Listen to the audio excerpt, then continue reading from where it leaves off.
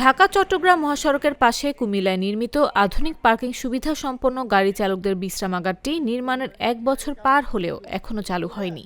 প্রায় ১০০ কোটি টাকা ব্যয়ে নির্মিত এই স্থাপনা বর্তমানে বখাটে ও মাদক সেবীদের নিরাপদ আস্তানায় পরিণত হয়েছে বলে অভিযোগ স্থানীয়দের। পণ্যবাহী যানবাহনের চালকদের দাবি, জাতীয় মহাসড়কে নিরাপত্তার ঝুঁকি কমাতে দ্রুত বিশ্রামাগারটি খুলে দেয়া হোক। অফ করে থুইছে, গাড়ির গেটই খুলে না। আমরা কি হলো, আমরা কি গাড়ি থুই না, থোয়ার জায়গা পাই না, কিছু না। আমাকে ডাকাত ধরে, অমুক ধরে, ছিনতাই গাড়িটা ধরে, খুলে দেওয়ার উচিত।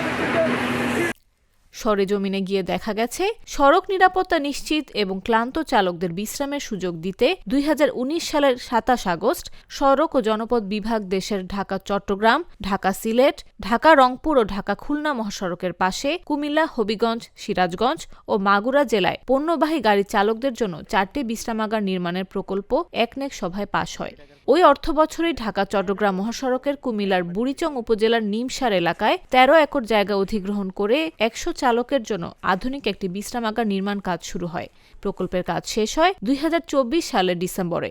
আধুনিক ৪ তলা বিশিষ্ট এই বিশ্রামাগারটির প্রাথমিক নির্মাণে ব্যয় ধরা হয়েছিল ৬৬ কোটি টাকা।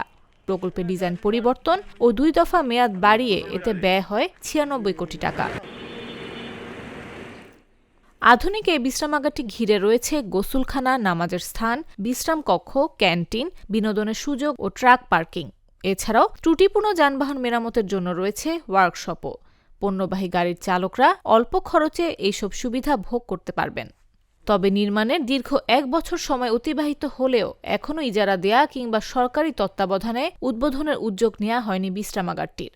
নির্মিত এই স্থাপনাটির নিরাপত্তা প্রহরী বা রক্ষণাবেক্ষণের দায়িত্বে ২৪ ঘণ্টায় মাত্র ২ জন ব্যক্তি থাকায় বিশ্রামাগার এলাকাটি এখন বখাটে ও অপরাধীদের নিরাপদ আস্তানায় পরিণত হয়েছে। সেখানে দিনের বেলায় চলে উচ্চ স্বরে গান বাজনা ও টিকটকের শুটিং, আর রাতে মাদকসেবী এবং দেহ ব্যবসায়ীদের নিরাপদ আস্তানায় পরিণত হয়। এতে স্থানীয়রা ক্ষোভ প্রকাশ করেছেন।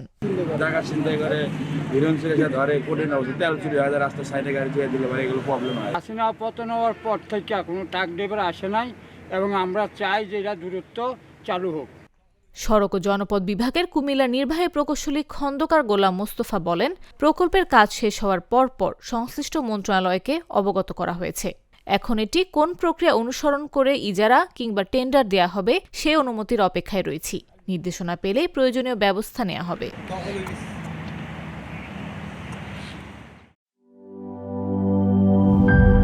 গ্লিটারের টুইন লেমন ও অ্যান্টিব্যাকটেরিয়াল ফর্মুলা বাসনকে চকচকে জীবাণুমুক্ত করে আমাদের দেয় গ্লিটার গ্যারান্টি।